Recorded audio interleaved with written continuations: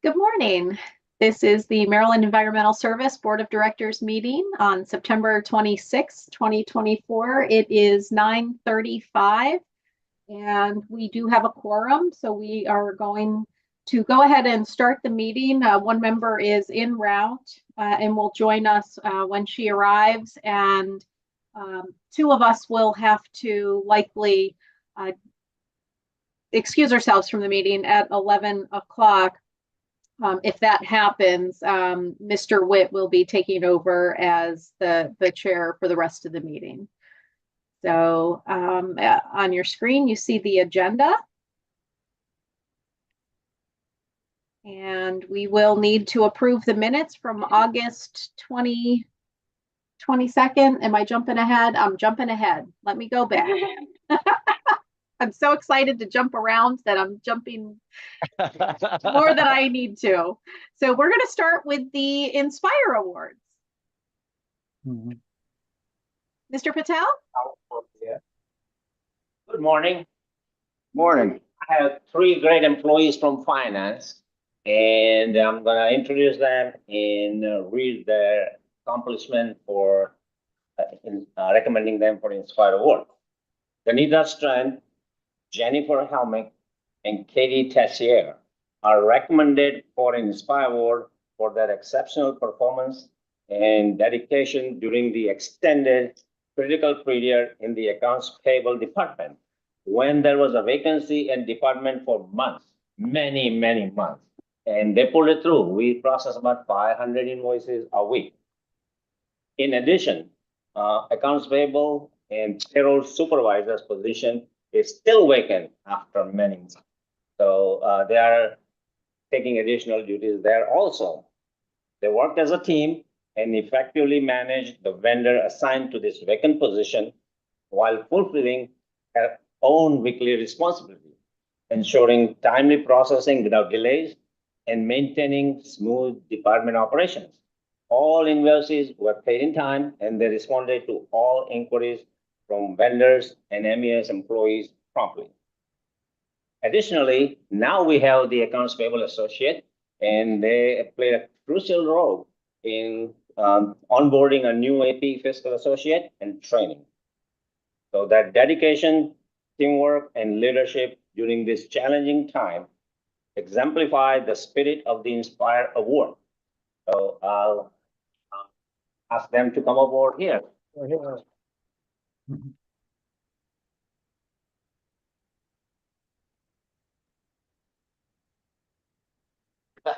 got the whole. We got the Lori. I'm in the picture. You didn't know you were in the picture?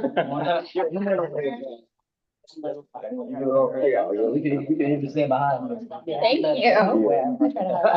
I'll just sit right here. There we go.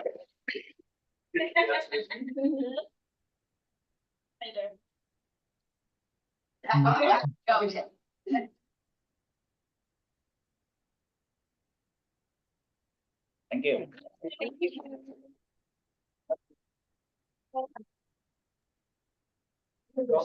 You got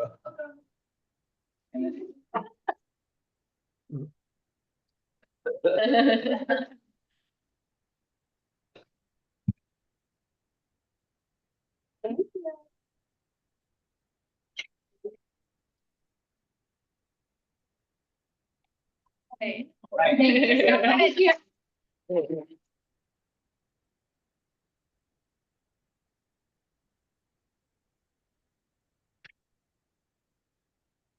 Okay, now we are going to approve, hopefully, the minutes from August 22nd, 2024. So if everybody has had a chance to read them, unless somebody would like to offer up an amendment or any corrections in any sort, they are approved by consent. I have a question. Yes, sir. This is a follow-up from the meeting last time. Progress of Fellowship program, was that successful? Have we gotten that done? It was one of the things that was in action last time. Madam Chair, I can answer that. That'd be wonderful. Thank you.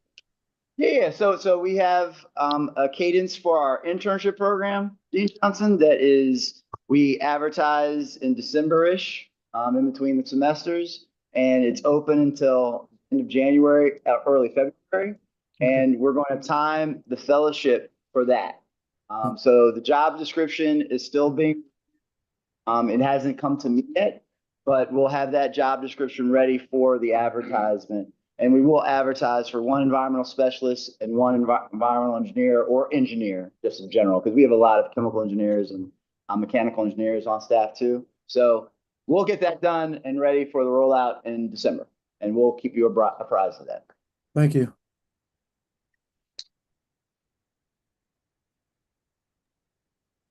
Okay, any other comments, questions?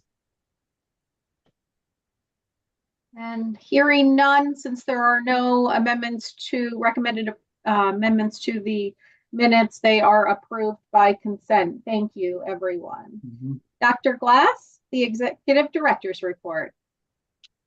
Thank you, Madam Chair.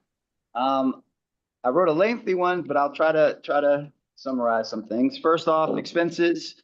I lost this month. I incurred $3,498.43 in expenses. They were all associated with lodging at Mako, Tricon, and WEFTEC. WEFTEC is coming up. I'll be going out on the 4th to WEFTEC in New Orleans, and Deputy is going as well. And Deputy had only one expense, as you can see, lodging associated with the Aloft at Tricon. Next slide. So a highlight for the only highlight from the engagement with other government entities that I'd like to present to the board is we had 2 great meetings with Harford County where we showed them, I like to call it our smorgasbord of services. Environmental operations is the only group in the operational groups that has a lot of work with Harford County, but through engagement at Mako, we really have interested them in some of our other services. And we hope to have I know I've been tracking a couple follow-ups that Ms. Slatnick and Mr. Ford have. And we hope that, if they want to engage with us on on different projects, they'll do so. Oh, and Howard University will come up again. I think there's some pictures coming up with visits. But anyway, so yes, the main highlight, and the other one I'd like to mention is the Anne Arundel County Reentry Program. Doing some research, there have been engagements with reentry programs in the past. We are communicating with an organization called Civic Works as well in this space, but we do need to go through the process of, most likely we're just going to pick one job title, job description, so that we can have the review of any offenses and the clearance of offenses that are unacceptable for us to ever employ on. But hopefully we'll get people that are in these programs. The Anne Arundel County Reentry Program is about 15 minutes away from here. And it's also about 15 minutes away from Cox Creek and Masonville. So, a labor position, and we'll grow and engage, but they have a full evaluation process and a full work release program. So I'm hopeful that we'll find a way to engage with them. I met with that director and visited the program, and it's in its early vetting, but I wanted to talk to you guys about it and let you know that we tried a couple of years ago, and we didn't have a real path forward. But I'm between Civic Works and the Anne Arundel County Reentry Program. I hope that we can find a way to engage with folks that are trying to have a second chance. Next slide. Interesting on the private entity engagements was a breakfast with Marilyn Free, Troy Laval, the CEO of TEDCO, was there with me. We were invited to just present how both of our independent state agencies function, and we're very different but very similar in our structure.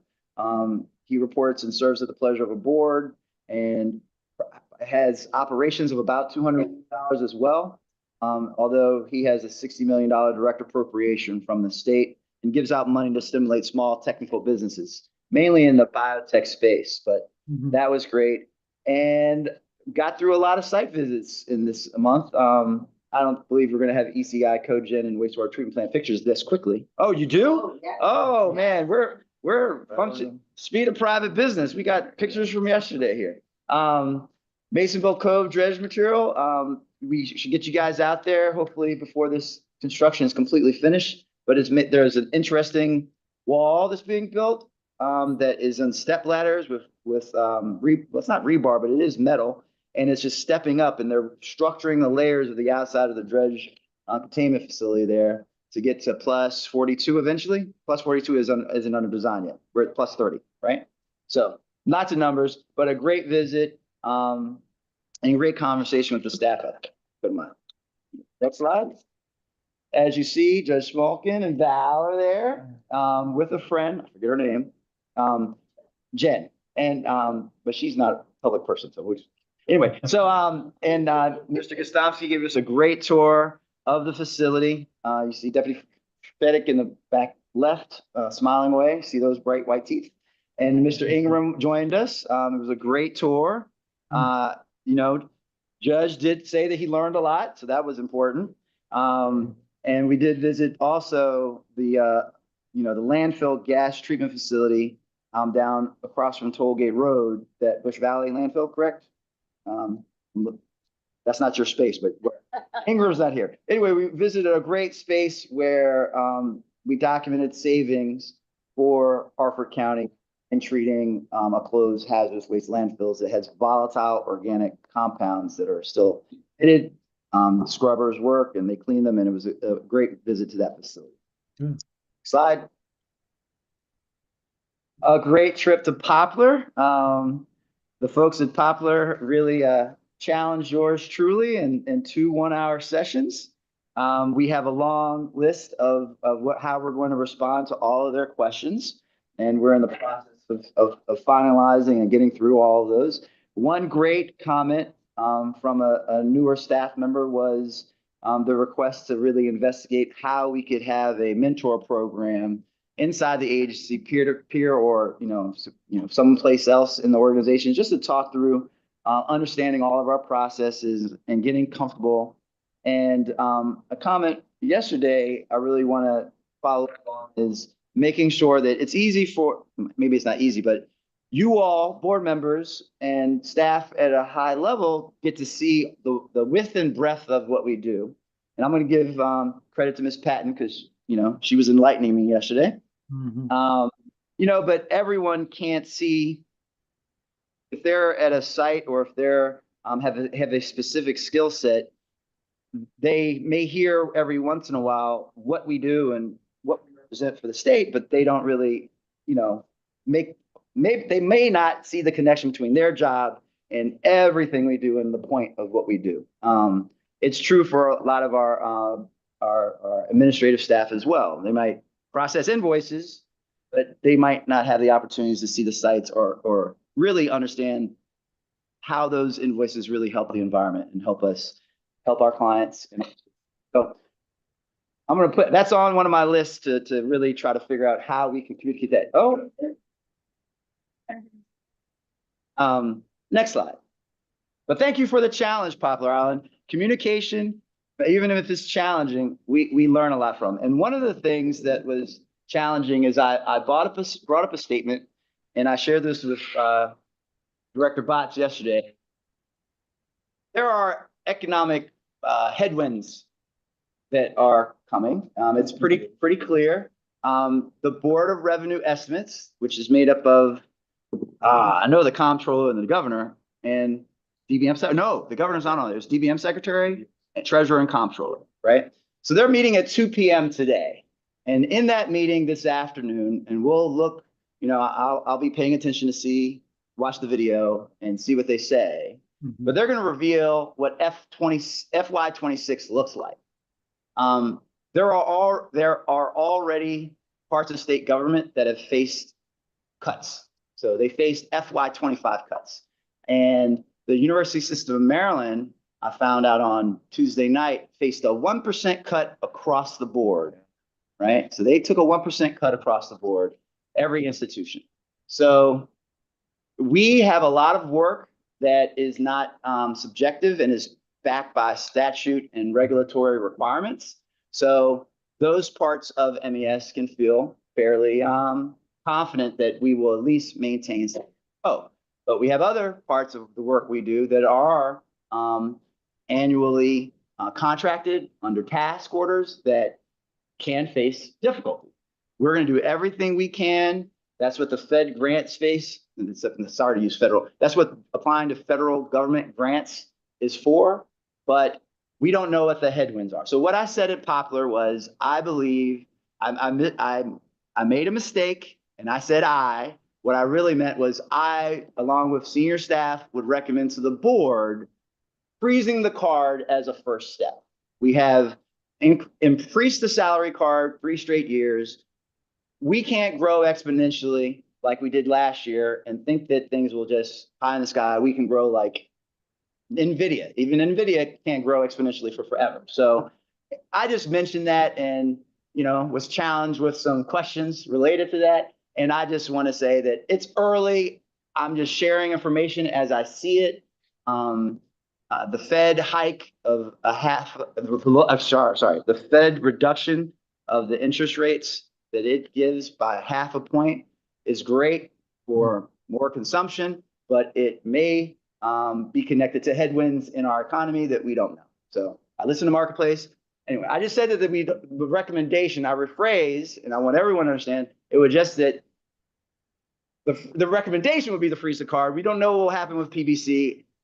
It was a mistake in even talking about it this early with everyone, but I like to be open and transparent, and it's good for everyone to be engaged with knowing how our moving and what might possibly happen. So that's why this Fed image was found by Ms. Leach yesterday. Anyway, are there any questions related to that? I'd love to answer them if there are. All right. Thank you. Next slide. I had a great, almost cathartic tour to ASCE at the Howard chapter last Thursday. It was a great, I stemmed for a nice hour and a half. It was a nice roasty day in DC, and they are a great bunch of young engineers to be. And we had a great conversation. And then 4 of them accepted, they asked for it, and I said we'd find one. This is Cheltenham Water Treatment Plant and Wastewater Treatment Plant. I was with them at the wastewater treatment plant that is a current active construction. Unfortunately, by the time that construction is over, fortunately, by the time that construction is over, they should be graduated. So they won't be able to see the change from rotating biological contactors, which I had only read about in textbooks before coming to MES, to a membrane bioreactor system, which I wish I would have started doing research on 20 years ago. But it was a great visit, great service for MES to engage. Happy if anyone has connections to the other engineering programs, we'd be happy. I put this in the recruitment zone. We'd be happy to take the University of Maryland civil engineers or anyone else to our sites and show them all the great work that we accomplished with our construction firms and designers. So it was a great tour. Hot day, great tour. Next slide. This is a surprise.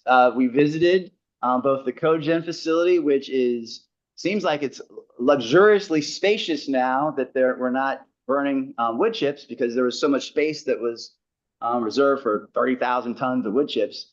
And getting over and having a great tour of one of our highest, our lowest permit limits wastewater treatment facilities. And Mr. Botts had lots of great questions and was speaking he was speaking in such energy code. But Mr. Troy Thomas gave us a great tour of the cogen facility. It is an awesome industrial facility, and it was a great tour. We had a great time yesterday morning. Next slide. So this is a new slide and I won't read every bullet, but there are 2 I want to highlight.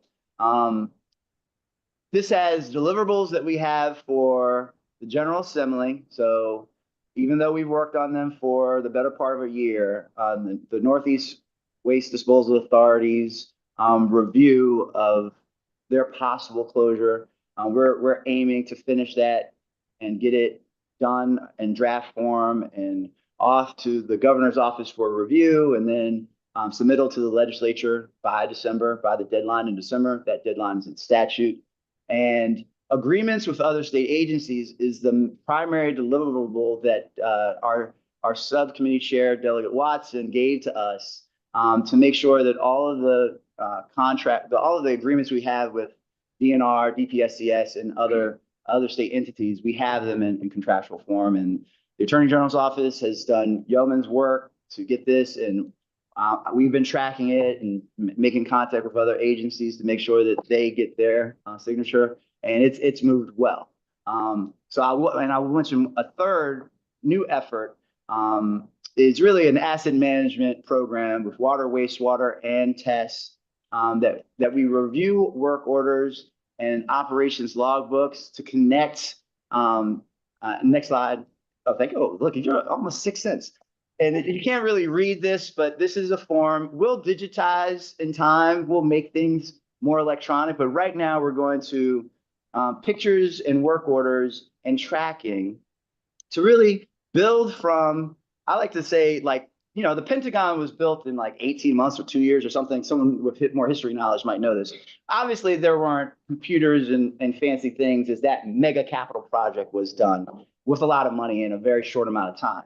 Mm-hmm. We really will also be able to sell this once we build this, like sell it to other clients, that we have a system that tracks everything down to the maintenance work orders, how long it takes to repair, and tracking every piece of equipment. And when we really need the capital to meet our requirements for permits, it'll all be connected. I'm doing this quickly, so I'd love to talk to all of you individually, but to really have a big database of all of our sites and all of our facilities and how much maintenance they require and how easy or hard they are to operate. When you talk to operators, as I did yesterday, it really does come down to sometimes they have to use their bodies to keep things running. And we don't want that, right? We don't want to buy equipment that fails in a short and has a shortened useful life. We want to make sure that things are easy to maintain, and we want to make sure that our staff work diligently on these work orders to get this work done. So it's a new effort that really is launched in the last month, and we're only on our second. I got my second cadence meeting with Flatnick this afternoon. But I feel like it is a good system to build, and we're only doing it on state projects right now. But if once we get comfortable with it, and once we refine it, I look forward to rolling it out to clients, as you know, just as us tracking, because we often get private clients that may not have the capital to replace things. So just to know how we can most efficiently utilize the resources that we're given. Next slide. So I want to discuss a personnel matter that I did that I don't think it's aggressive. You can't really see on there, but I'd like to, and I don't think there's a vote that's necessary for this. I'm doing it in my capacity as the executive director. I've asked for, I don't know if I remember to ask for legal, but I know I talked to them about it a little bit, and I definitely talked to human resources about this. But I have placed Ms. Winsome back as the chief of internal audits, as she's already the chief of procurement. We have documentation. I hope it made it into the slides to make sure that we express the separation of these responsibilities. I kept the reporting requirements. The chief of procurement still reports to Mr. Sharma. The chief of internal auditor still reports to Deputy Ferketic. We tried. I talked to RSM, and I asked about, you know, how can you find internal auditors of high capability these days? And the shortage in engineering and the shortage in is similar to a shortage in accounting, which you know, Mr. Patel described, not knowing he was describing it. So, and I can't tell you, although there are lots of other people at this table are incredible people. I've not worked with someone of higher character than Ms. Condra, equal character, obviously, but not higher character than Ms. Condra. And I really, she was hired in 2020, and she really is really is like our vertebrae, is when it comes to honest, and she's done an incredible job in procurement. So I hope there are no problems with it. If there are, please talk to me individually. But she really is amongst the best of us. So I hope that there's no problems, and if there are, please raise them later. But she's done an incredible job as an internal auditor. She's done an incredible job as procurement as chief, and I can't rave about her capabilities enough. So don't blush, don't cry. All right, next slide. This is definitely, I'm sorry it takes so long. This is definitely a feel good. I'm gonna speed it up a little bit. This is definitely feel good director's report. Anyway, so Chesapeake, the Tricon, awesome. Did you see the lovely smiles? I wasn't there. They still smiled. Next slide. No pressure, right? Yes. Yeah. Well, that's not even all of them, but that's all that were there at that moment in time. That is the whole ops team, right? 4 or 5. No, one. The water team, the team that did the water, Yeah, but like Mr. Bradshaw isn't in the picture. I'm not in the picture. So we had other staff, but that's mostly that were there when Tom's was ready to take a nice picture. And next slide. Mr. Kaiser, our new regional supervisor all the way out in the West, won outstanding performance and professionalism in operation of a wastewater treatment facility, the Hatfield Award. MES headquarter water, if you take a taste when you're here next time, second place for quality taste of the water. We have a well, and we just clean it, a little bit when it comes in. And also from way out west, where Mr. Kaiser is our leader, Deep Creek Wastewater Treatment Plant won the beauty contest for Class B biosolids. All you non-wastewater people might not understand that, but hey, it's quality reusable product. Next slide. And in the second reboot, or the second competition after the reboot of the Ops Challenge, Motley Pooh won second place, and they will be in New Orleans at WEFTEC with Deputy and I competing in 3. They will refine some of the marks down they got, and let's hope that they can bring back another trophy from the glory days when Deputy was their coach. So we're looking how proud to support them. Happy that they're putting in such great work, and they are true champions, no matter if they come home without the trophy. if I may add something Please. really quickly, we have 2 individuals from the maintenance crew on the team. And what I found really great was that they both said that they now have a better understanding of what the operators do, and they want to learn more. They That's want awesome. to start, reading through the training books and everything. So I thought that was great. Get more licenses. Excellent. Next slide. So I've been working on my pageant wave, and it's like one of those things where, I got to fake cry and dab my eyes. I've been working on that joke for like 2 weeks. Anyway, first, thank you to Governor Moore and Lieutenant Governor Miller for reappointing me. Second, thanks to Chair Heller for recommending me for this award. Party on November 7th. We're not buying a table because it's way too expensive, but if anyone wants to come, November 7th, we'll be receiving this award. It is our award, even though my name's on it, but that's kind of like one of those things. But I am humbled and honored to work with you all, and and thank you to the staff that worked on the application too.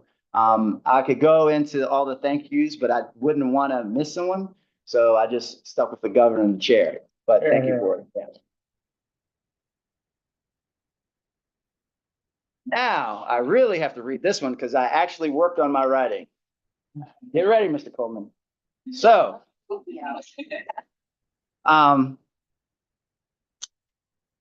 ladies and gentlemen, as I end this report, I want us to take a moment to celebrate the career and retirement, not emphasizing the retirement part, the career of our esteemed Assistant Attorney General. I know, look at that. Long-term direct report, right? And Principal Counsel to the MES Board, Mr. Sean Coleman, Esquire. I want to take a moment to, I'm sorry, I'm getting emotional. All right. So I want to take a moment to express my deepest gratitude and admiration for his extraordinary contributions to our agency. I challenge you all to find a finer attorney, and I know that you cannot find a more honorable and steadfast man.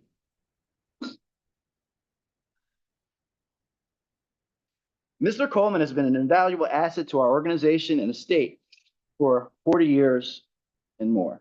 His legal mind is sharp and incisive, his passion for our mission unwavering, and his honor and integrity beyond reproach. Throughout his tenure, he has consistently demonstrated a tireless work ethic, always going above and beyond to ensure our agency's success.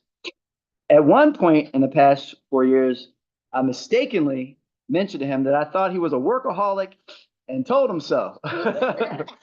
Well, he showed me, he started visiting national park after national park, finishing his bucket list and relating to me when he came back to work, how beautiful they were. And then I should try to visit them too.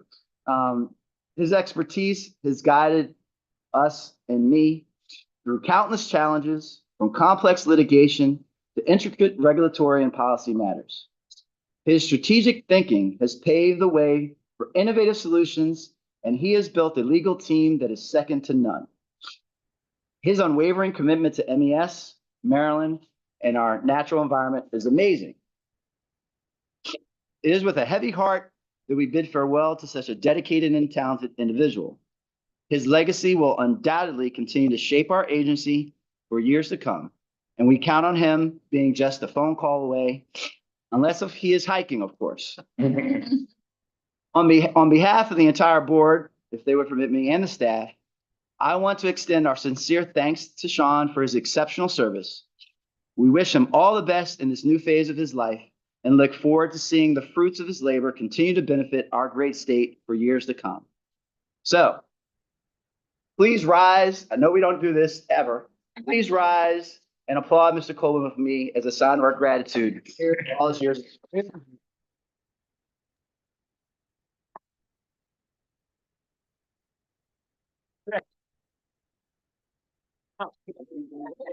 See, you never listen to the lawyer. Never. But I'm not done yet. We come bearing gifts that we, I know we're gonna have to speed up on other stuff, but we come bearing gifts. Oh, I'm not gonna, what am I opening it again? We come bearing gifts. Open it now. I want you to open them now so that everyone can see and so I can talk about it. Well, thank you. Yeah, we'll give you the floor. We'll give you the floor. I'm not done yet. This is how most of our meetings typically are. So, Am I supposed to open this? yeah, you can open it. Yeah, yeah.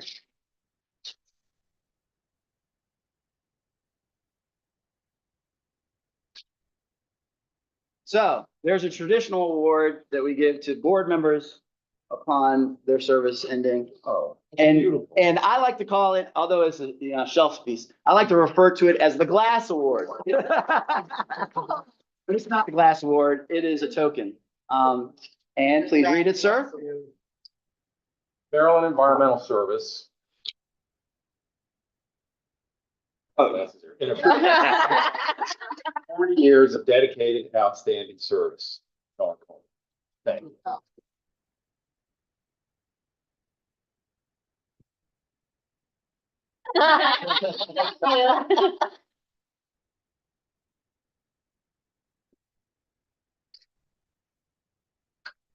So now I'm gonna have to figure out whether I have to report these on my disclosure. Your final failure.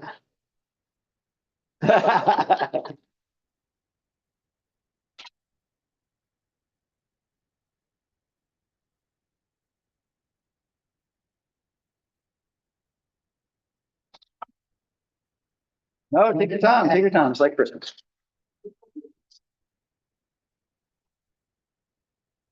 Now I have to read this one. You're not supposed to read it for yourself.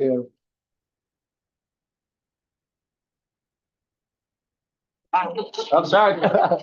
Oh, Yeah, the judge here. Governor, the state of Maryland, Governor of the state of Maryland to Sean L. Coleman.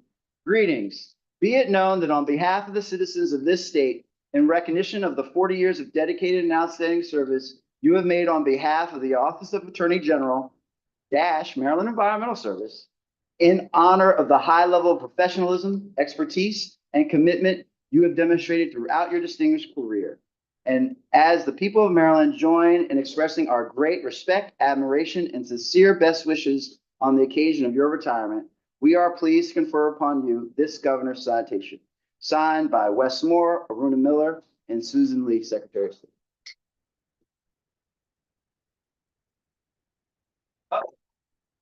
I'm sorry. Go ahead. You gotta Not read. used to all of I it. know. I don't have Yeah, No, you don't have to keep that. We'll recycle that.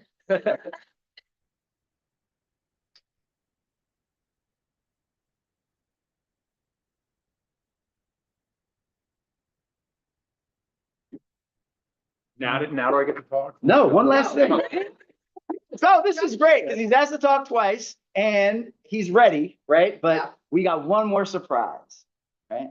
And finally, the staff and I discussed, and although I thought it would be great to name the legal office or the conference room after you, they said no. And I believe in collaborative leadership. Someone, I don't know if they'll claim responsibility, thought that a better idea would be to name the walking path next to the solar array after you with a tree and a plaque honoring your years of service. They thought that that would be a more appropriate one. So we will set a time in the future when it's all ready for you and your family to come back and be at the dedication of the path.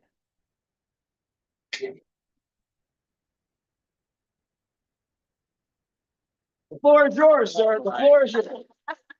Sit and Of course, do it as you like. May it please the court. This is my 433rd meeting board that I've attended. Yes, I sat, well, Pam counted most of them and then I just kind of picked that up. So always different. It has been a joy, for the most part, working here with MES. I had it in 1993.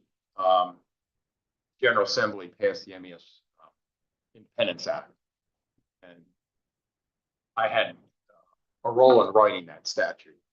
And I had the opportunity at the time to allow MES to hire outside counsel. And I intentionally wrote that in statute so that the position would still report to the Attorney General's office. I know I would not be here today, the other way. But I'm very proud of the work that I've done. Able to participate in some wonderful projects like the Midshore Project, Montgomery County MRF, all the dredging facilities, Poplar Island in particular. Just can't say enough about all the great people at MES, especially the team that we have now. The level of service and commitment. It's certainly been a pleasure working with this board, previous board, particularly now. This board had a heavy lift when you all came on, and I had to do a lot of work early on, not really knowing the agency, but we got it done, and that's a real testament to the devoted so much time. Then I'm only as good as the 4 folks who work in my office. Pam Fuller, of course, is incredible. I've been so fortunate that nobody's stolen her away yet. I think there's been some attempts, but stayed with our office for years, and it's just fabulous. And then Priscilla Carroll, Eric Hartlaub, and Christy Fisher are excellent attorneys, and they're going to do excellent work for the agency. My tenure actually has another month to run, so don't be getting ideas. I'll be around for another month on the payroll anyway. I may be in one national park during it. So thank you, Dr. Glass and Ellen. you all came in. Well, Ellen had been here and lived through the turmoil. Dr. Glass inherited it, and we got through it. And we are all better managers and better public servants. Glad I could go through it. Great sharing that foxhole.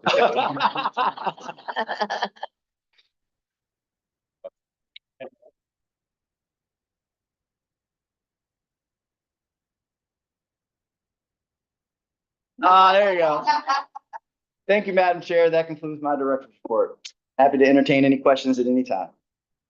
Thank you very much. That was a wonderful report. I do think on behalf of the board, I would also like to congratulate the Inspire Award winners, to Ms. Condra on the new restructured of her position being restructured, to the Tricon Award winners, also to Dr. Glass. That is a very prestigious award. You deserve it, absolutely. But to Sean Coleman, who doesn't always only get congratulations, he also gets a great big good luck. I think the walking path named in honor of him is perfect for Sean. I love seeing the pictures of all of his travels. He really does a great job showcasing what beautiful national parks we have here in the United States. So thank you, Sean. You will be missed. Thank you. It's been a pleasure working with you, Chair. So Pam, as we navigate, are we moving to the new business report next? We can do that real quick, and then maybe we should go straight to procurement items. Okay, sounds good.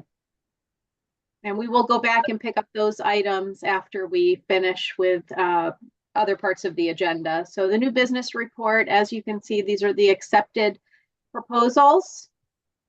And if anybody has any questions or comments, please feel free to ask.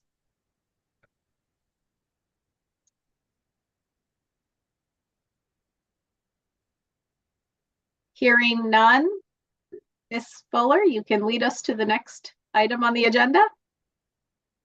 Well, we can either do finance with the resolution and then procurement, or we can do procurement and then pop. Why don't we go ahead and do the resolution so that that doesn't get lost in the reshuffle, and then we'll move on to procurement, if that's okay with everyone. So are we doing the financial report also, or just the resolution first? To the resolution. All right, so I'm presenting a resolution 2024-901R. That is for approving holiday for a day after Thanksgiving. It is in your package, so I'm going to read the resolution summary as it is.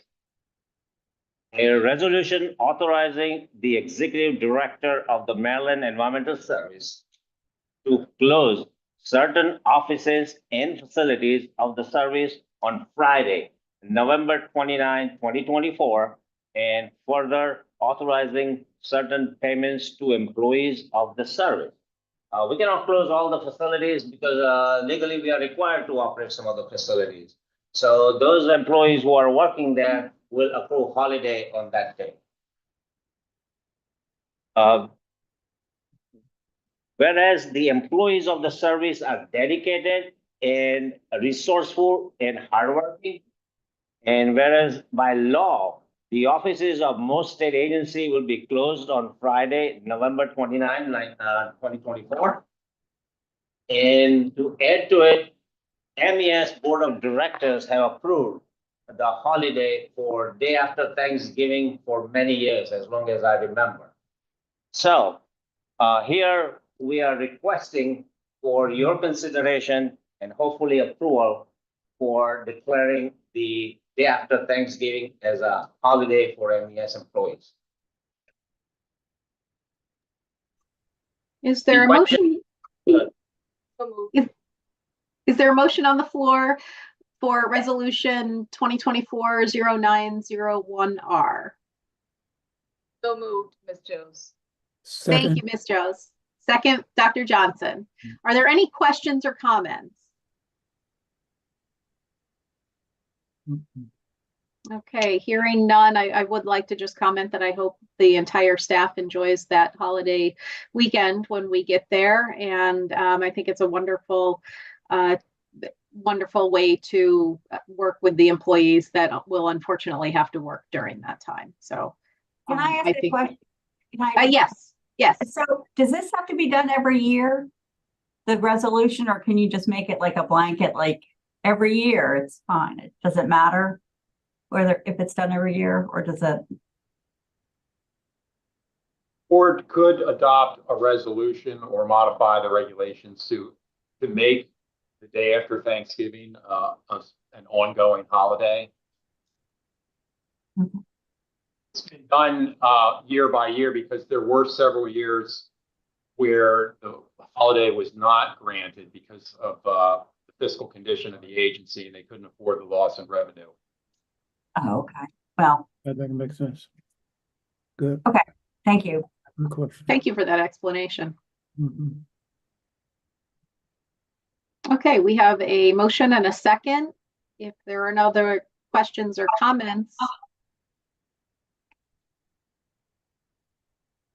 we can take a vote. All those in favor, please raise your right hand and say aye.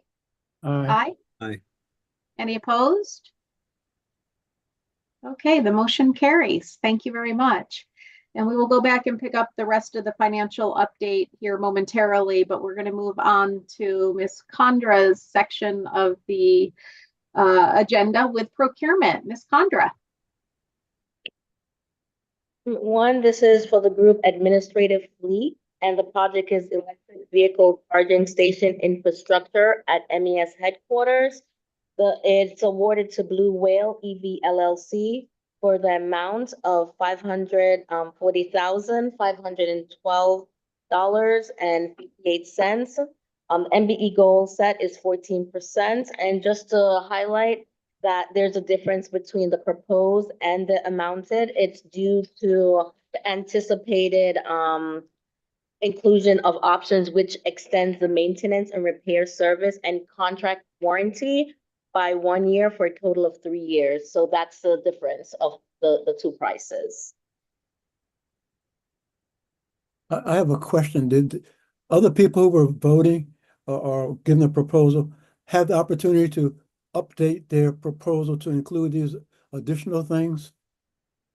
I think it's part of, it was all part of the proposal, so it would have, if they won, it would have included that also. Okay. Good question. Is there a motion to accept the proposal?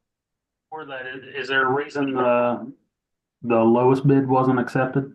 Right, that's the question. Because the lowest bid, because Blue Whale had better technical in comparison to the rest. So it's a request for proposal, so it's not a for IFB, where IFB is more on a low bid. The proposal RFP is more looking at technical more than up the price. Okay.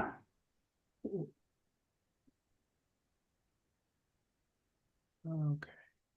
Okay, is there a motion for approval for procurement item number 1? So moved. Mhm. Thank you, Mr. Botts. Is there a second?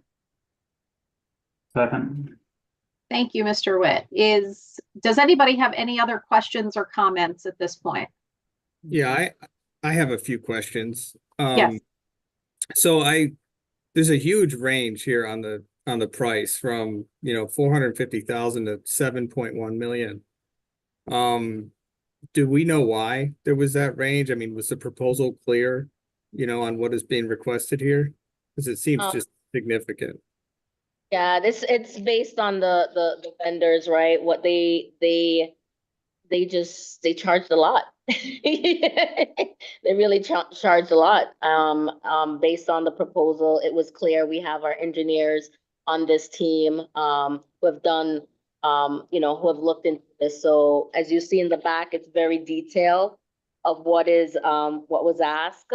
So it's just based on the vendors and what they proposed.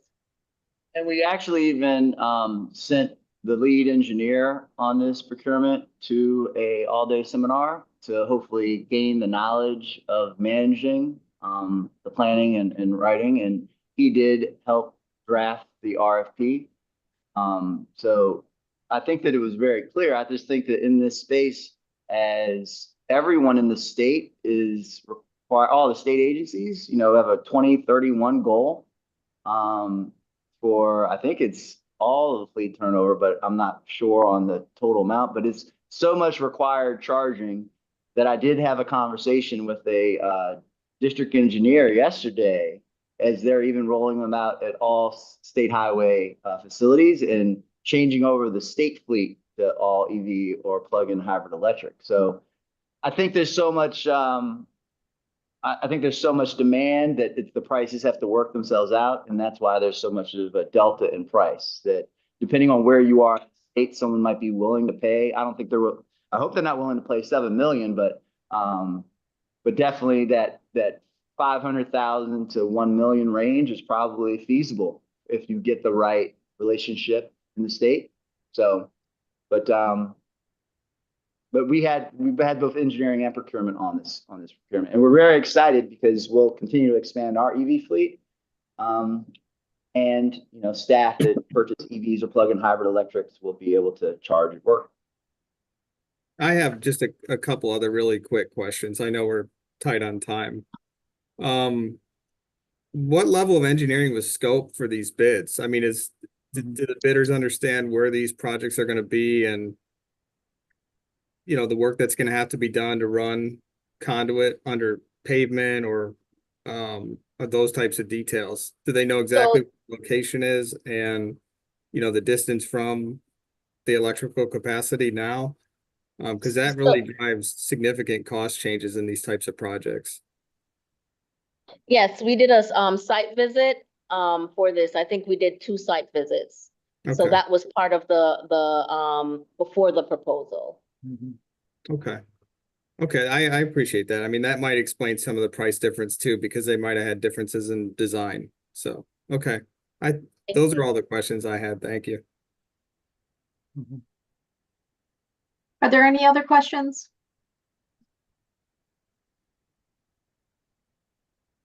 Okay, hearing none. All those in favor of approval, please raise your right hand and say aye.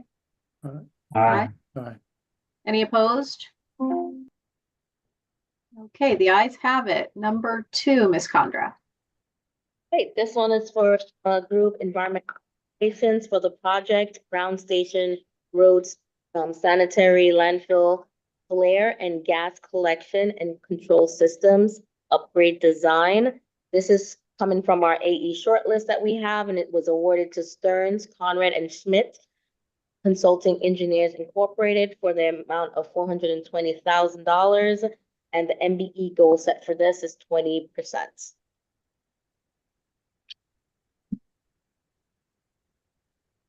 Okay, thank you. Would someone like to move this item onto the floor? So moved. Thank you, Dr. Johnson. Is there a second? Second. Thank you, Mr. Bott. Are there any questions? Comments? Okay, hearing none. All those in favor, please raise your right hand and say aye. Aye. Aye. Any opposed? The ayes have it. Thank you. Number 3. This is for the Water Wastewater Engineering Division, and the project is Sandy Point State Park. This is for the water treatment plant upgrades and water tower replacement. It was awarded to CPP Construction Incorporated in the amount of $6,434,000, and the MBE goal set is 12%.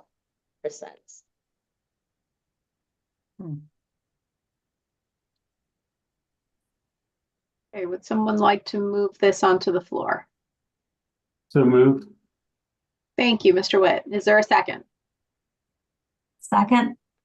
Thank you, Ms. Keeley. And are there any questions or comments?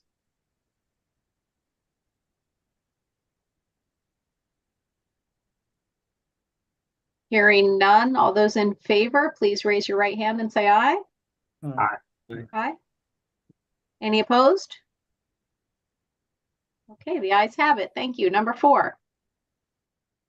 This is for the Environmental Operations Group, the project Prince George's County Organics Composing Facility. And this was awarded to DESCO for the amount of $281,015. And the MBE goal set for this is 0%. And this is because this is a one-time purchase, and we did do a search and nothing came up. Okay, is there a motion for approval? So moved. Is there a second? Second. Thank you. Any comments or discussion? Hearing none, all those in favor, please raise your right hand and say aye. Aye. Aye. Any opposed? Okay, the ayes have it. Thank you. Number 5. 5, this is for the Environmental Operations Group again, and this is for the project Brush Grinding Service at Midshore 1 and Midshore 2. This is for a pre-solicitation, and it's advertised September 4th, but it's estimated to be $318,000, and it's a MBE goal. And this is because there are no MBE firms available to perform this type of work. Thank you. I will be abstaining from this item. However, is there a motion to move it? So moved. And a second? Second. Thank you. Any discussion?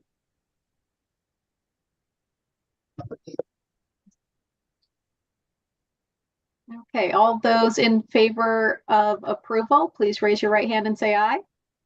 Aye. Aye. Any opposed?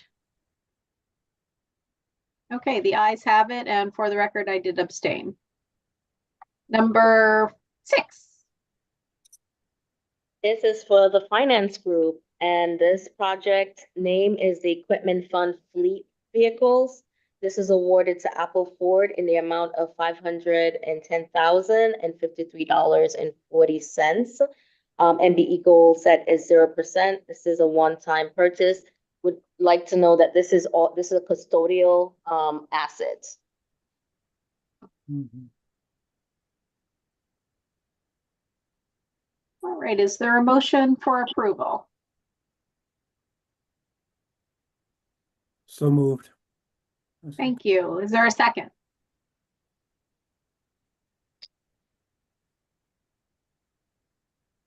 Okay. Judge seconded. Thank you very much, Judge. Are there any questions? I'm not hearing any questions or items for discussion. So all those in favor, please raise your right hand and say aye. Aye. Aye. Any opposed? The ayes have it. Thank you. Number 7. Number 7, this is a change order for the Environmental Operations Group for the project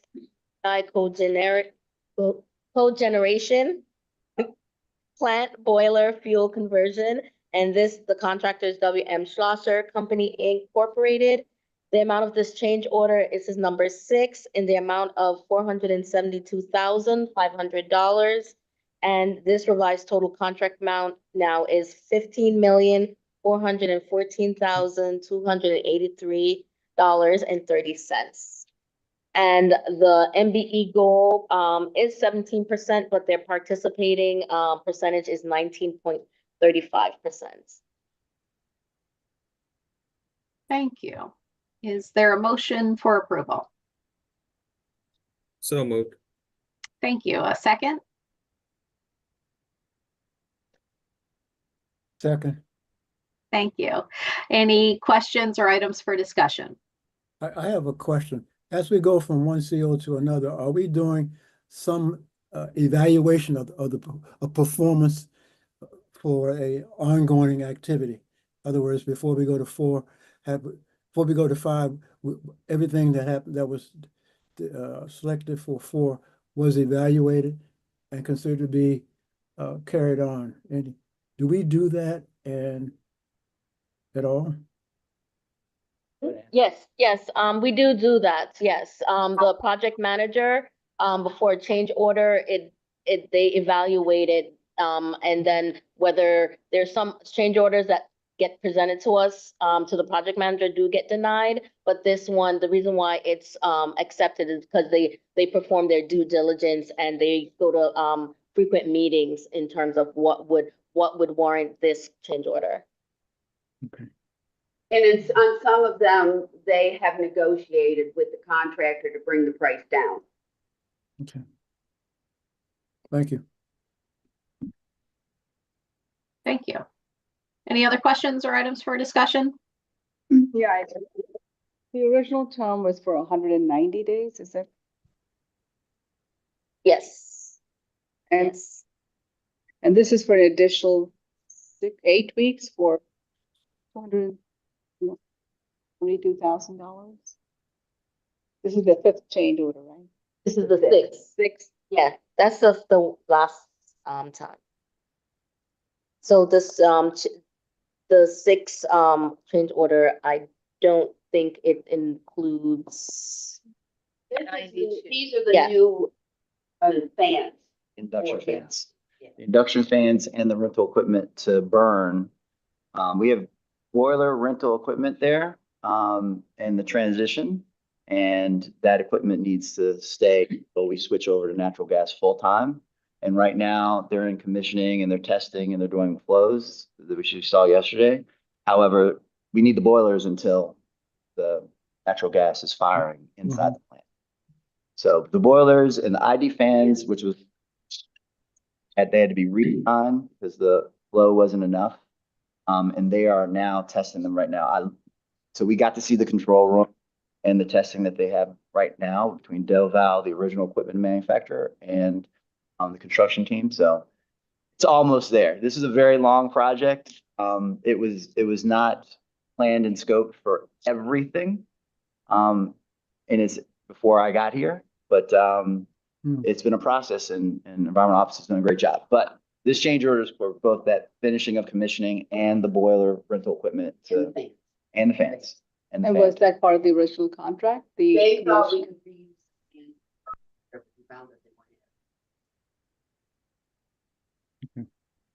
Thank you. You're welcome.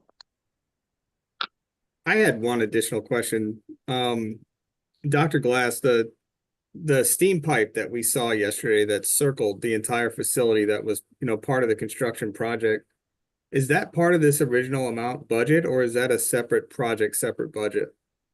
Two parts to that. When I referred to other parts of the project that were not bid, there's the propane conversion that's inside the fence. That is, MES is doing that work, and that was not a part of the original agreement, like part of the original concept.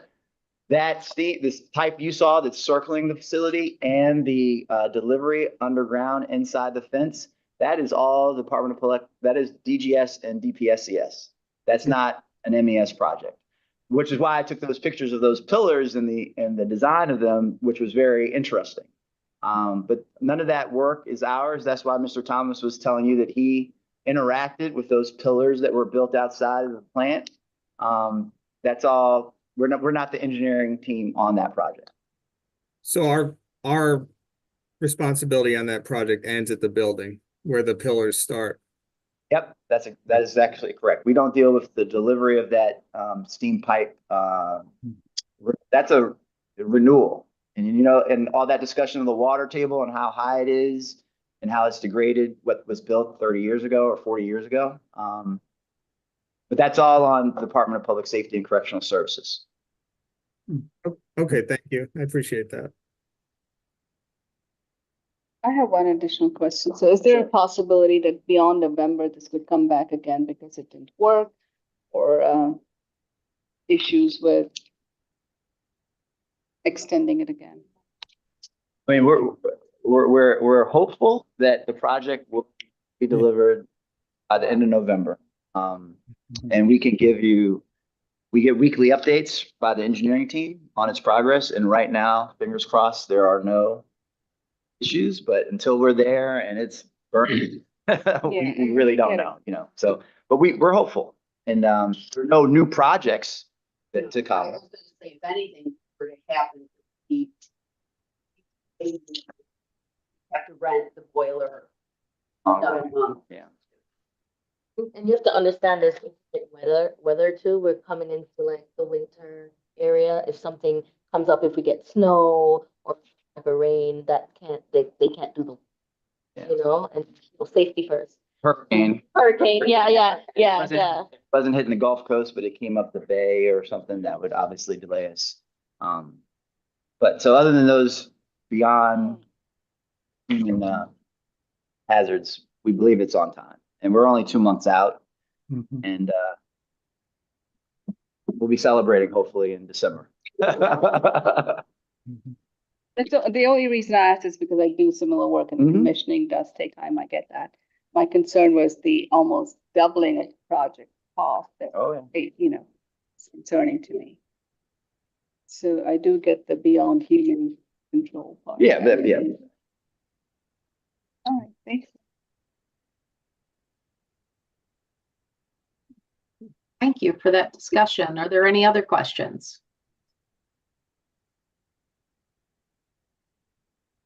Okay, I'm sorry. Nothing. Okay, sorry. Hearing none, all those in favor, please raise your right hand and say aye. Aye. Any opposed? Okay, the motion carries. Thank you. Number 8. 8, this is for the Environmental Operations Group again. This change order for the project Montgomery County Recycling Center, General and Skilled Labor Services. This is the first change order for the amount of $1,651,431.98.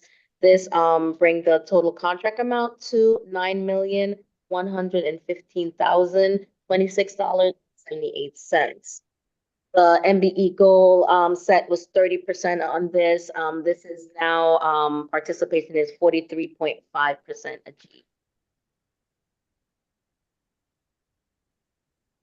Thank you. Is there a motion? No move. Thank I just you. move. Second, okay. Are there any questions or items for discussion? You have a second? I believe Dr. Johnson seconded it. Thank you.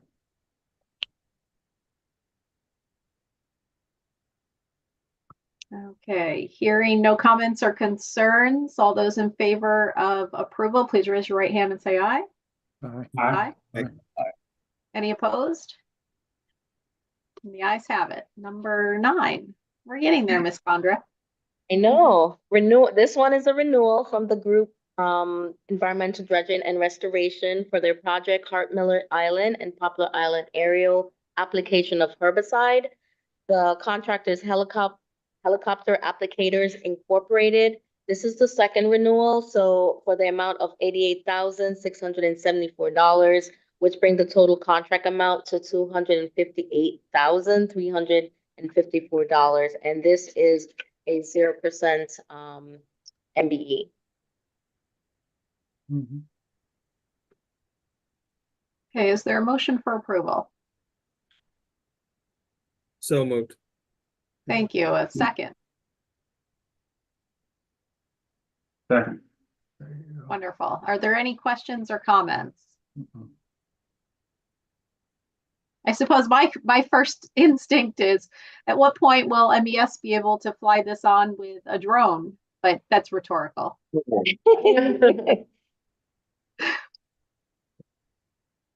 Any other Okay. comments or questions? Yes, so what's the herbicide being sprayed? Invasive species or? Phragmites. Phragmites. Never ends. Yeah. Mm. Burns, and we do applications. But invasive. Anyone else? Hmm. Okay, all those in favor of approval, please raise your right hand and say aye. Aye. Aye. Aye. Any opposed? The ayes have it. Number 10. Last but not least, this is another renewal for environmental dredging and restoration for the project line cleaning, inspection, and repair at Dundalk Marine Terminal, Hawkins Point, landfill. The contractor is Mobile Dredging and Video Pipe Inc. And this is a second renewal for the amount of $275,000. And the total contract amount is now $1,209,645. The MBE participation is 6%. The goal is 6%, but the participation to date is 4.88.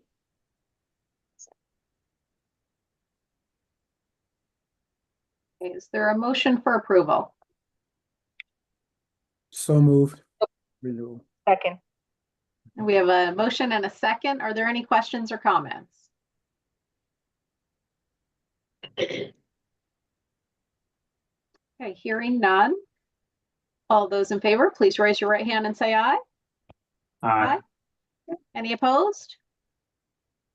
And the ayes have it. Thank you very much, Ms. Condra.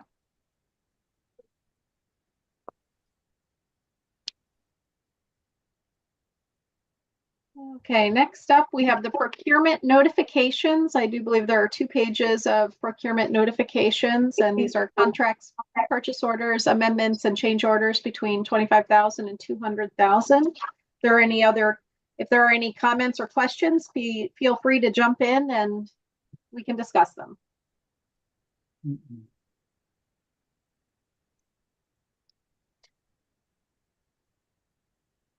Excellent. I believe that wraps up procurement. Where are we going to go next, Ms. Fogel? I need a roadmap on my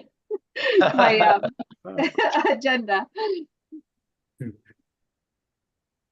Okay, we're going to do the best for the FY24. These are the final results, and we have Ms. Fricketic here to discuss it with us. Thank you. Hey, good morning, everyone. I'm going to go through these quickly because there's a lot of words on these slides, and I don't want you to have to read everything because you've already gotten it. But I do want everybody to see this before you all have to leave. So a couple people leave early. The first goal was safety. They completed a confined space assessment form for each confined space on site. So safety now has a complete list of all the confined space, permitted and non-permitted confined spaces at all the sites. They've identified all weight restricted vehicles requiring DOT clearance to drive and the vehicles requiring a CDL to drive. And each group provided an updated list of all employees required to wear respiratory protection. So safety now knows who has to get trained every year. Next goal was education. Each group created a recorded presentation summarizing their group's operation, and they are on our intranet site. We held at least one wellness event quarterly. That was completed. And then we had Angie Webb educate the staff on what is recyclable in Maryland and what was not. We did that as a lunch and learn, but we also recorded it, and that's on our intranet site. Goal 3, diversity and inclusion. Sexual harassment training for 95% of employees. It's an ongoing goal, and the completion date was 12/21, or it's ongoing still. So completion date is 12/21/25, and this is because employees are supposed to be trained every 2 years. So we have some people that just had to do their second year, or their renewal, and we will have people this year that also have to be trained again. We completed diversity training for 95% of employees. That was done in June, with 746 employees trained out of, at that time, an average of 775 active positions. 50% of managers, supervisors, or employees with hiring manager authority completed EEO training. And the DEI collaborative, along with our Diversity and Equal Employment Opportunity Officer, Pam McGee, completed the update of the plan in June of 24. Next goal, customer and community service. The executive team and managing directors were visiting, they did visit 4 facilities in the fiscal year, 1 for each operating group. The staff attended the rodeo event at Midshore. which I highly recommend if anybody wants to go next year. It's really fun to watch these guys and what they can do. EDR set up a birding event at Masonville. TES had a tour of the Bowie State Stormwater Project that they had completed, and Water Wastewater had a tour of Freedom on June 27th. Each group identified and led community service and volunteer activity. The Harford County group ran a drive at their facility to collect items for Anna's House, which is a Catholic Charities group. They also participated in the Midshore Strawberry Festival, Ridgely Christmas Parade, where Tim Ford was Santa, and Lions Club Golf Tournament, which raises money for scholarships. EDR coordinated a visit to Barks in Baltimore and walked the animals, the dogs that are there. TES had a volunteer activity at the Anne Arundel County Food Bank. Water Wastewater had a Sandy Point Beach cleanup, and we also planted grasses there. We did our 2023 Salvation Army family drive, and we also participated in Toys for Tots and collected items for Christie's Wildlife and Primate Sanctuary. And we beat our Maryland Charity campaign goal. And the new Maryland Charity campaign starts October 7th. Next goal 5 is the environment. Each operating group and headquarters quantify the group's calendar year 23 emissions at the end of the third quarter fiscal year. And with our client partners, we submitted at least one grant application per operating group. MES also created a page on our website to address, market, and encourage environmental justice. Last goal is administrative enhancements. We increased our revenue through billable labor sales. I know Mr. Patel expressed this every month. We did a great job. We maintained a quarterly average vacancy rate less than 5% through the end of fiscal 24. As a matter of fact, HR reported that the average vacancy rate for fiscal 24 was 4.27%. Each group attended at least one career fair, job fair, or made a presentation at a career day at a local school in predominantly minority population areas. We updated the MES agency employee handbook. The operating groups attended at least one MBE outreach event with Tim Barnes, our MBE liaison. We increased the number in total dollar amounts of contracts issued to small business reserves and MBE prime contractors. And we actually beat the state's goal of MBE participation by quite a lot. State's goal is 29%, and MES had a 33.44% goal that we achieved. And that's everything. Any questions? I don't understand. That's great. Are you all publicizing this information, the MBE stuff? Because I think it's really important to. So we have it on our website. I carry a chart with me, and anytime anyone asks, but we don't market and promote. So we have no, but our comms team, if you're not following us on LinkedIn, Facebook, am I missing something? Please, please, Instagram, please follow us. Oh, I'm all over it. Okay.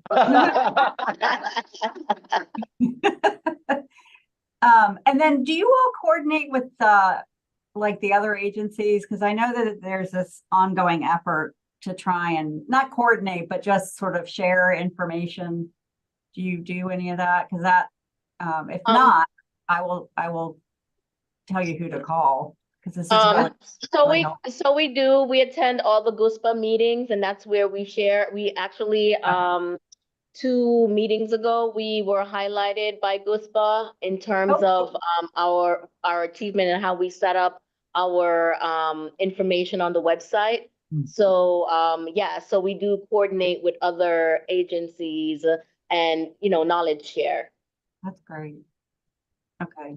I mean, I assumed you were, but I have to ask. Yeah, no, the governor and Manny Welsh did reach out and we shared our information, best practices a year and a half ago. So, but Okay. So a year and a half ago, anything since then? you know, I see Mr. Welsh here and there. He changed jobs, but so Well, but with Ghost, we always share our information. okay. Thank you.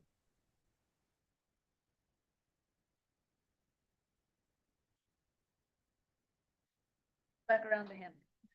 All right, the report. Let's go with the first slide. So here is the whole financial report is based on 2 months, July and August. So some of these numbers, right now do not look too promising, but it is just 2 months and, it will average out. So the labor sales, fiscal year 24, our labor sales at this time was 6.3 million.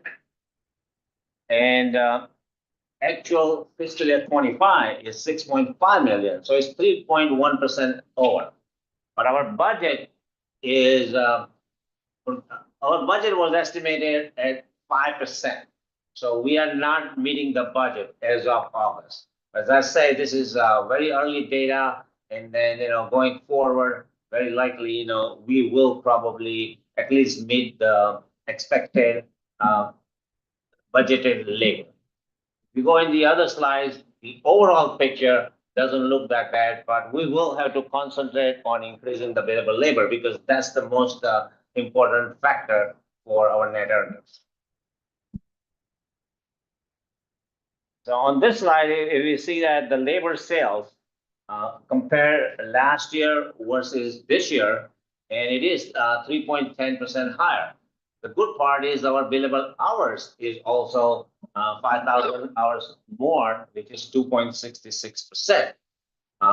Our overhead recovery is higher. Our overhead expense is significantly higher. We have a lot of vacancies in overhead. Slowly, they're all being filled. So that overhead expense is much higher than the last year. Fringe recovery is not material. And if you look at the working capital project variances, we are on target. The interest income, which is part of the other, is going down almost every time we invest, is down 1%, 2%. So the interest income is not as much as projected, but for overall budget, it is not affecting that much, and you will see that in the next slide. Our revenues are lower by 1.2 million, but most of those revenues, except for billable labor, is passed through to the third parties. Next slide. So we had budgeted 44 million for full year budget, and based on August 2024, as of August 2024, we're gonna reach about 42.6 million. So right now, looking at the trend, we are projecting that we are gonna have a deficit in labor sales. But depending on the stage of the project, new projects coming in, I'm pretty confident that, we're gonna probably have meet the budgeted labor sales. The overhead recovery and the overhead expense, as I said, the overhead expenses, we over budget at 5%, 5% labor, 5% everything else. So we had budgeted overhead expense for fiscal year 25 at 17.6 million. Still have some vacancies, and it looks like, we will, our full year estimate will be lower than the budgeted expense, which will result in the full year overhead variance of 2.8 million. That is the biggest contributor to the net earning, the overhead variance. As you can see, that fringe variance is not that much and not significant. The overhead variance is the biggest contributor. The working capital recovery is on target. The project variance is on target. The other income, which includes interest income, is lower. But at the beginning of the fiscal year 25, we budgeted $5 million increase in net assets, which is net earnings. And even though the labor sales are not meeting, we are and for our full year estimate for fiscal year 25 is 5 million. So we are on target, but of course, we want to do better than the budget. Any questions? Madam Chair, can I make a comment? Keller and Mr. Box. Oh, they had to leave. Okay. Well, acting Mr. Chair Witt, can I make a comment? So, you know, I alluded to in my director's report, and I said last month, we met the 5-year goal in 2 years. And we were very lean in overhead, particularly at the beginning of the last fiscal year, which yielded savings to overhead. I believe in the Colin Powell quote, hope is not a strategy, and we are doing our best. And Mr. Patel is optimistic, but I want to be clear to the board that we grew at a rapid rate out of COVID, like a lot of entities did.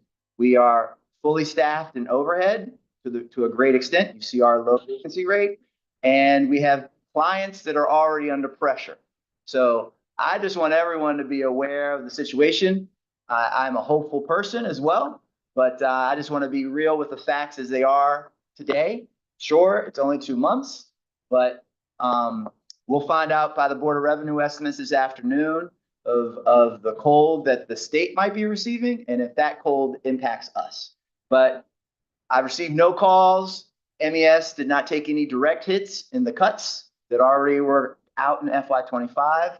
But but we are at $8 million over labor sales as a target than 2 years ago, and growing at 5% over that. So I just want everyone to be realistic, and we'll hope for the best, and we'll keep writing and we'll keep trying. But I just want the board to be aware of the coming economic conditions. So we'll see it through. But I just want, hopefully Mr. Patel is right. But let's be prepared. I'm sorry, Dean Johnson, did you raise your hand? Oh, you were just wiping. Okay, thank you, acting chair. There's no other questions? Any other questions? Okay. All right, so now we'll have the human resources report from Stephanie Patton. Great, thank you. Good morning, everybody. We are holding steady at a vacancy rate of 2.55%, only 20 open positions currently. And of those 20 positions, we have 3 pending hires. So we're making some progress there. We're also making progress on our career fair events. We attended 12. Oh, there's a slide. Sorry. We attended 12 in September, and we have 16 scheduled for October. I had the opportunity to attend one this week, and the students at Maryland were very impressive. We met with about 200 students. So these are really great, great events. 200? I think so. It was a good one. We're also working on some external partnerships. We are partnering with Anne Arundel County Public Schools in their youth apprenticeship program. And we're preparing to welcome a student from Glen Burnie High School as a mechanical and electrical youth apprentice, and they'll be working with the test group. So very excited about that. Awesome. Oh, I have. Well, I guess we're going to talk about the comp study. Yeah, you're good. Yeah, you're Great. Next up, we'll talk about the compensation study that wrapped up a few months ago. We engaged with Bolton to conduct the study for us. Next slide. We engaged back in 2023, they wrapped it up, and they employed their standard systematic approach to review and recommend changes. So they met with a lot of the leadership team. They looked at data that we provided to them and came up with a few recommendations for the organization. The first one is that we conduct a job analysis and work on some of our documentation. Our job descriptions, they recommend that we present a stronger emphasis on manager written job descriptions, and then have human resources review for clarity and make sure minimum requirements are standard across the organization. So the HR department will be embarking on that audit and update in the coming months, hoping to wrap up before the year end. Second one is to take a look at our compensation philosophy. They recommend that we set our market pay policy aligning with the general industry sector rather than only our peers or the public sector market. And that's due to the organizational nature of this agency. So we will continue to target the middle of the market and our 50th percentile that we're doing currently. Third one is to take a look at our base pay structures. They recommended that we increase the salary bands by 5.2%, which we did back in July. And we're going to take a look at subdividing the ranges so that we can provide more targeted guidance to our groups as to where any given employee should fall in that range.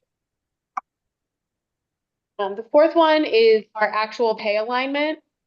Overall, we trailed the market by about 12.3%, but that varies based on where any given employee is in the organization. So we'll be taking a look and doing a deeper dive on that recommendation to see if there's any changes that need to be made.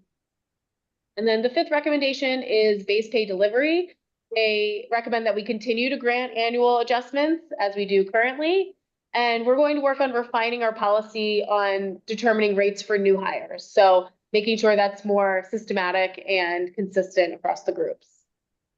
And then they also recommended to consider a standard rate of increase for promotional increases. They recommend 50% of the difference between an employee's current rate with the midpoint of their new grade. We did some looking at what that might mean, and that does fall right around the 10%. That's our current practice. So we'll continue to look at that, but we fall in line with that recommendation for the most part currently. And those were the recommendations from Bolton. More to come on all of these, but I think we're in pretty good shape. Are there any comments or questions on this? I have some comments. There are quite a lot of suggestions and recommendations in this report, and the HR committee come back with some more base recommendation and action items to the board on this. You know, I'm not going to go the whole thing. There are a lot of disparities in the pay grade across, especially the mid. I think I would call the actually do the work, the worker bees. I think they need to be compensated adequately and to market standards. So I'm going to suggest that the HR committee kind of do a more robust dive into it and come back to the board with some more firm recommendations. Stephanie, do I understand there's more to come on this report? These are the basic recommendations, just the high level, but there is more to dive into in the overall report. So definitely happy to meet with a smaller committee and work through some of the action items that we have. Okay. We'll follow up. So I believe if there's nothing else on this, the next item is a legal report from Mr. Coleman. I'll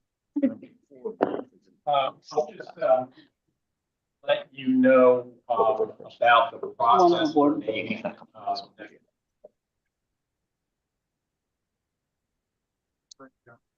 I'm sorry, can you move the mic closer to? Oh, sorry about that. Yep, sorry. So just to update you on the process for naming the next principal counsel for MES, the Attorney General will make that appointment. The Attorney General uses a competitive process, so there has been a first round of interviews. I do not know how many people were interviewed.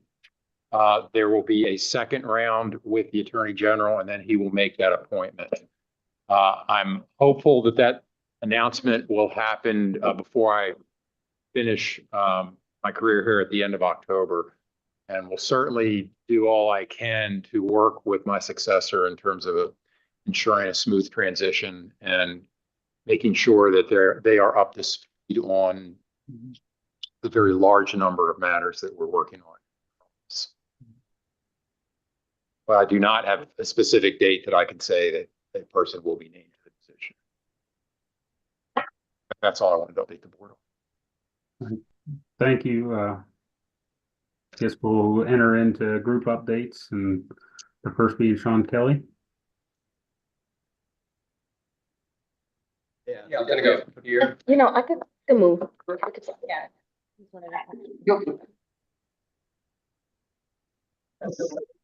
It's good. Presentation on one of our engineers, graduate of University of Maryland, right? UMBC. Close, yeah. Just around the corner. Not true. Yep. No Retrievers. So yeah, my name is Sean Kelly. I am an associate engineer here at MES under the Technical and Environmental Services Group. And when I first came into MES, probably for 6 months, I worked on this solar landfill study alongside the Maryland Energy Administration. And so we wanted to look into the best land to install large-scale solar systems for, they're very environmentally friendly. So we needed to find large belts of land to do that. And landfills happen to be one of the largest pieces available. So I want to give some solar basics. So photovoltaic cells that generate energy when photons from the sun collide with the panel. They are environmentally friendly energy source with minimal environmental impacts, but space is one of the largest impacts, which is why we need such large space available to install them. And there are two types of solar systems. There's community and utility. Community being smaller scale, under 10 megawatts, and utility being over 10 megawatts. That number can change depending on the jurisdiction. And so on the bottom right, you can see the map of the, actually this is the suitable landfill and brownfields in Maryland. We did not find any rubble fills that were suitable, rubble fills being landfills that take a lot of construction waste. So typically larger belts of waste, and they were typically largely sloped, so appropriate for solar installations. And so all Maryland landfills and brownfields were evaluated for suitable land, and the size of the suitable land is indicated by the size of the blue or green circle, the greens being the brownfields. And there's not very many brownfields that were found suitable, but most of them were in Baltimore, and a few of them were suitable, and there's actually one that we recommended for MEA to pursue. And so what makes a landfill suitable? On this slide, you can see the yellow highlighted area encompassed by the blue outline. That is the suitable land. And so what we did was we screened all of the land by its topography and evaluated land that had less than 10% slope, because the solar installations are not very good on land that is sloped. So we eliminated any land that was under or over 10% slope, indicated by the red highlight on the outside of a few of these sections here. And we found that a lot of the land that was available was typically in landfills that were capped or inactive currently. So what were the best results? We found that the East Alco Industrial Waste Landfill in Frederick was one of the largest available sites. The bottom right picture is the Sandy Hill SLF, which came out to about 80 acres of available suitable land. And the top right photo is of a brownfield in Baltimore that was about 5 acres and was the largest brownfield available. So a lot of the brownfields typically are smaller in size, but if they are, in the future, they are prioritized for redevelopment for solar, then we will look into them.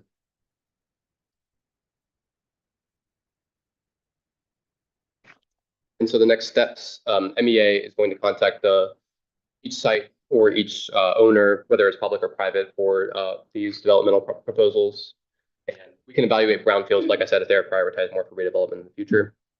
And we need to obey solar ordinances, such as you need to keep solar off of land that is roads or potentially off of property lines, or even some have limitations for the height at which the solar can be installed. So under 15 feet, they don't want to be too high up, so that way they can be visible over the horizon line.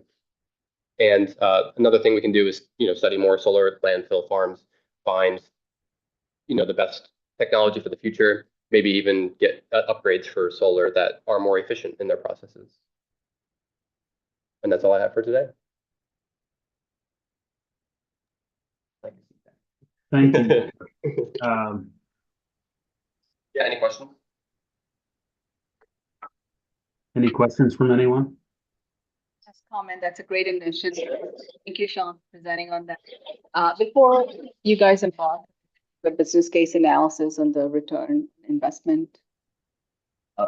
We did not. Oh,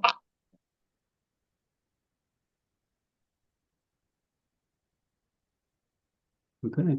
The next group update is on durable medical equipment reuse. great, thank you. My name's Nicole, Division Lead, with the Environmental Operations Group. And we haven't talked about the durable medical equipment reuse in a little while, and we've hit milestones to give the group. So this DME program was the brainchild of the former Secretary of the Department of Aging, Rhoda Crater. And she came to MES and asked us to help her develop a statewide durable medical equipment reuse program where we would collect used material, clean it, refurbish it, and distribute it throughout the state to Marylanders with no means testing and no requirement on that. So it was a really unique program. It's unique in the country and it's certainly unique for MES, but we have met the challenge. We've been operating for 4 years, and in that time, we've collected over 42,000 items, individual items, including 4,000 wheelchairs, 1,500 hospital beds, almost 1,000 power wheelchairs, and 614 patient lifts. And we've exceeded 1 million pounds of material diverted from landfill in the state this year. So these are all things that would have gone for disposal that are instead reaching Marylanders in need. Go to the next slide. So we have a 3-step process when material comes in. We collect it in various locations throughout the state. We assess it, sanitize it. To the bottom left, we use what's called a hub scrub. It disinfects the material both with UV light and with a detergent, kind of like a really large dishwasher, if you haven't been to the facility. And then we inspect and repair the equipment. So we have certified technicians on site that look at the equipment. If it can be repaired, we do that. If it can't, we take it apart for parts and then recycle what we can. And then we put the items into a warehouse for the Maryland Department of Aging to work with the public to assign that to people, and then we distribute it. Go to the next one.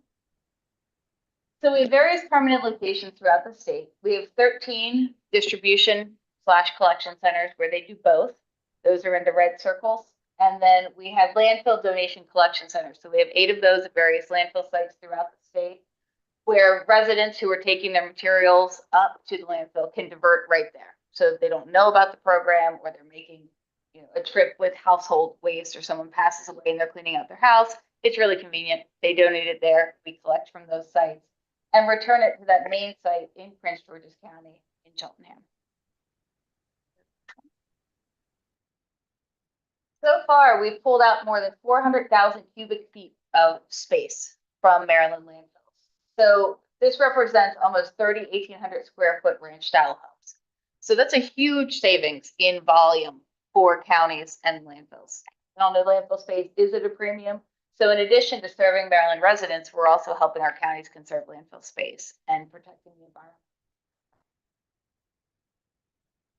So, well, that's really important. The biggest impact this program has is on the people of Maryland. So the market value of the material that we've moved in is over $14 million. So if people had to go to the store and purchase this material themselves, that's how much money they would have had to spend to accommodate the purchases material. We distribute it at no cost to the Maryland residents. There's no means testing, and anyone who needs durable medical equipment can apply to the program and can receive this equipment. The Department of Aging has created these great posters that are around the facility if you've ever had a chance to visit, and they tell the stories of some of the folks that we have helped. So for example, this lady had surgery on her foot and she required some assistance moving around. So we were able to give her a rollator so she could go on with her life while her foot healed. Go to the next one. And we do everything from smaller crutches, walkers, commodes, assistance to really significant power wheelchairs, lifts, patient beds, things of that nature. So the gentleman on the left is a wheelchair user. He had a manual wheelchair, but his shoulders from pushing the wheelchair were deteriorating and it was limiting his mobility. We were able to get him a power wheelchair so he could go back and live his life. And the lady on the right also had some difficulty using her prosthetic leg. So we were able to get her a mobile scooter so that she can get out and be in her community and be an active member. Go to the last one. And how to request equipment. The requests for the equipment are processed by the Maryland Department of Aging. So they have a doctor of physical therapy who works full time on this program. He reviews the request, coordinates with Maryland resident doctors to make sure that the equipment is appropriate and training is done. And then we get that material out to them. So we have both basic and complex DME, everything from crutches to more significant and more involved materials accessible. And more information is available via website. So there's a new Maryland Equips website that the Department of Aging has worked with the Department of Disability to build out to make sure that Marylanders can find this resource easily if they need equipment or they need assistance or services. Or you can go directly to the Maryland DME reuse website. And it's not means tested, and we have a wide variety of things available to help Marylanders throughout the area. Any questions? What a great program. Go ahead, Mr. Booth. I was just saying what a great program it is.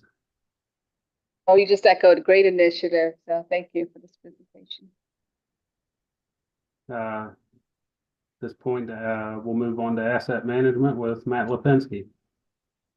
Thank you, sir. Just real quick, I know today's Sean's special day, but I got to acknowledge World Trenchless Day. Today's World Trenchless Day. It's a global celebration of trenchless technologies. And I want to bring up the one trenchless job that we just did here up at Cunningham Falls. We were able to not dig up an entire state highway, and we were able to slip line a couple miles of roadway or of shoreline up there and cut down on the influent infiltration. So again, happy World Trenchless Day. Right. So talk a little bit about asset management. I was looking at some different things, and on this whole thing, just look at increasing reliability and performance of our facilities. And I got this from a paper Dr. Glass shared with me. It's the journey, not the destination. And looking at some of the levels of going through the asset management, start with the reactive mode where you fix what's broke, plan where you're actually doing preventative maintenance, proactive. Example of this would be looking at the water towers, inside, outside, making sure you're taking care of the different rusting and the pilling of the paint, things like that. Predictive, looking at what you gain from as you start to log stuff in your continuous maintenance management systems, and predict the failure so that you can have assets ready to go in and replace the other items that are predicted to fail. And the enterprise management, which is kind of a neat aspect of it, where you run your operations looking at all the planning strategies, your development, your financial planning, and that. So basically, you're simply put this, it's ensuring your operations aligns with your plan. Your goals and your values. Next slide, please. So the first thing we did with this, we have a current CMMS platform that's called Maintenance Connection.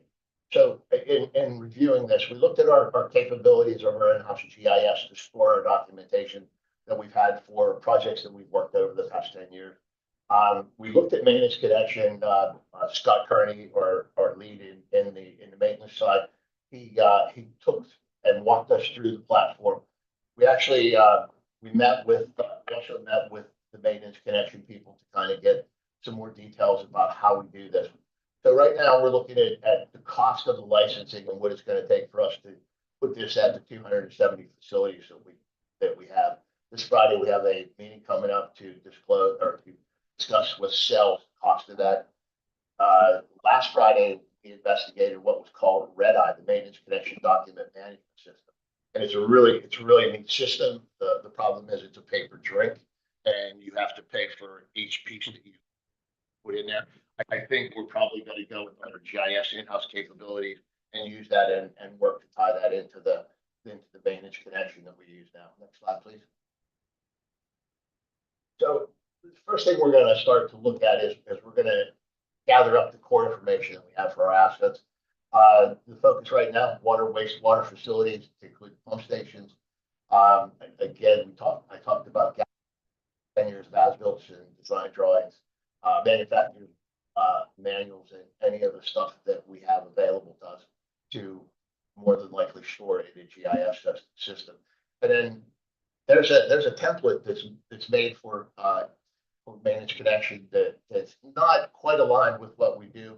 So we're going to actually develop unique identifiers for each of the processes that we have so that we can have drop downs of that as we go. Next slide, please. So the next steps is finish the communication with the sales department to kind of to look at the licensing costs. I've asked them if they had similar companies that are doing water, wastewater management to see what we can put together and take a look at what they have. You know, the engineer is reviewing the input to make sure that we can align it with what we need. And, you know, if all goes well, we'll run a pilot on Rocky Gap wastewater treatment plant, which is under a different kind of CMMS right now. And have some of the data in there. We just want to standardize it as we go. If we have a successful pilot, move forward with the asset inventory and starting to get that in there, and then gather the data that Dr. Glass talked about earlier that we're currently doing by hand.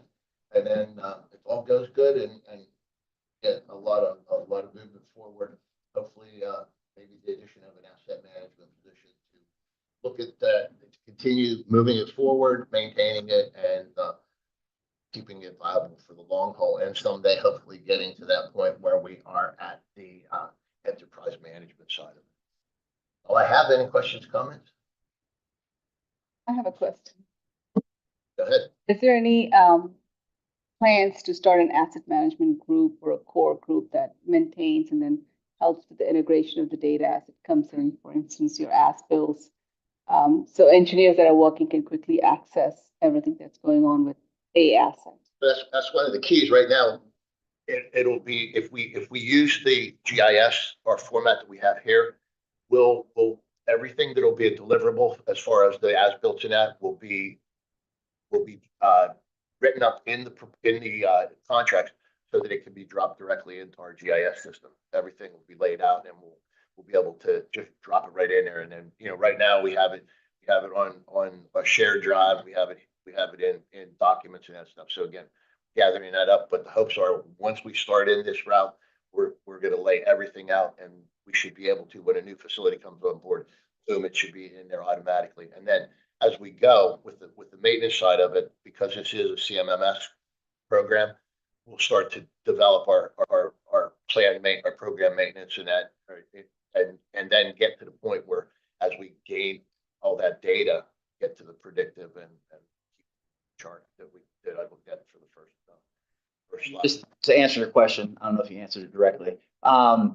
So we're not big utility like WSSC that's got a whole office and department of it and consultants that are supporting it. And starting this, you know, from the cutter, just step and, you know, just do it ourselves, do it by hand and build it in pieces. So I believe that the state reimbursable engineering section, then it becomes a budgetary argument. Like, is the value ROI for this person to be the asset management person connected to tests with maintenance and all our facilities yielding a value worth of the salary that would be commensurate with an engineer?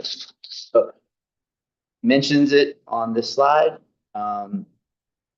First, we're working with people we have currently and how we build it up to justify the position of a full asset management person. And really would be more of there'd be an asset management person that's working on the capital program that has analysis of the maintenance records and to make the argument when we go to DBM for those capital improvement projects. I mean, Deputy did it in her head over the years, saying useful life is up and it's failing, and but having a way to make the argument where this would have all of that data and visualization to go with it. So right now we just go to 30 years or 25 years, or something fails early, like membranes, or regulations change, and then we go ask for the funds. So, but we're not building a department per se, like the utilities.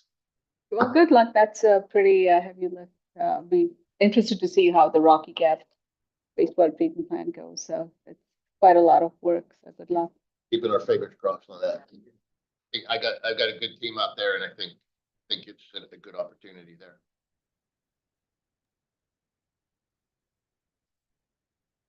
Thank you. Next we have NPA Long Range Capacity Planning from Marnie Dolliner. Thank you. Oh, sorry. Thank you. Maryland Port Administration's Long Range Capacity Planning Report is a deliverable that MES provides to MPA every year. In 2001, the Maryland General Assembly enacted the Dredge Material Management Act, which established the Dredge Material Management Program, as we call the DMMP, to ensure that federal navigation channels in the Chesapeake Bay and Baltimore Harbor remain open for commerce. The DMMP is a rolling 20-year plan that describes the need to regularly remove sediment from the Port of Baltimore shipping channels, and it outlines the projected dredging demand and then identifies adequate placement capacity and alternative management solutions for dredge material over the projected 20-year period. To implement this plan, MPA and MES developed the Long Range Capacity Planning Report.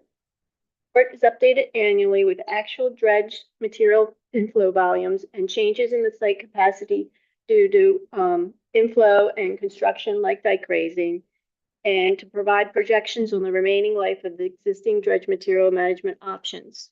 Currently, these options are mainly our dredge material management sites, but it also includes innovative reuse and beneficial reuse, and also confined aquatic disposal and other techniques to maximize capacity like crust management.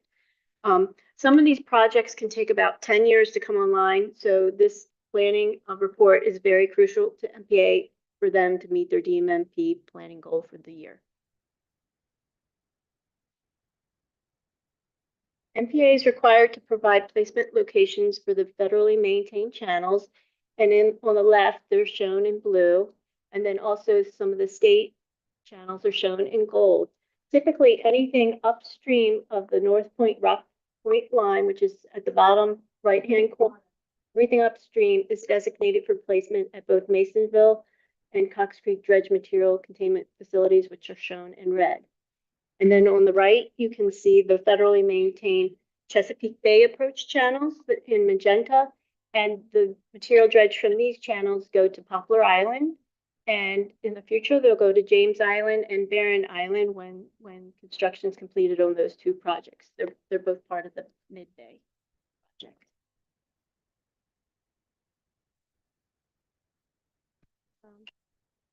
This table is taken from the DMMP annual report, and it goes to the management committee and the executive committee. This is numbers from our 23 report. We're currently finalizing the 24 report, and that'll be done in October, and that will be presented to the management committee and executive committee.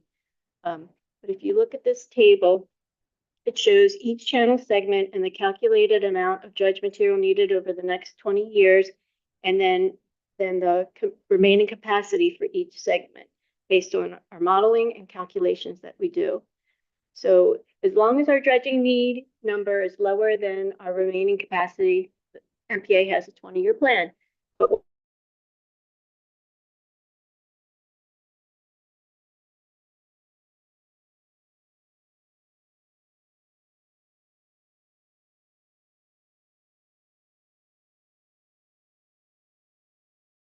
it'll be good this year coming up. We'll know in October when it's done. Questions?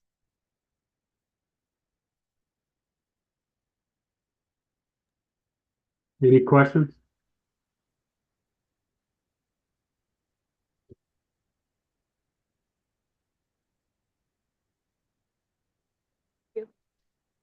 Thank you.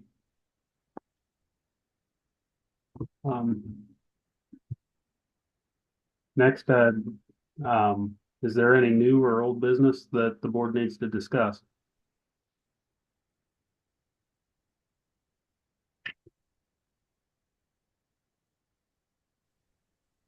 None in the room. Sorry, we were having a little bit of, Sorry, you kicked me out. Reached our time limit. I had said, is there any new or old business of the board?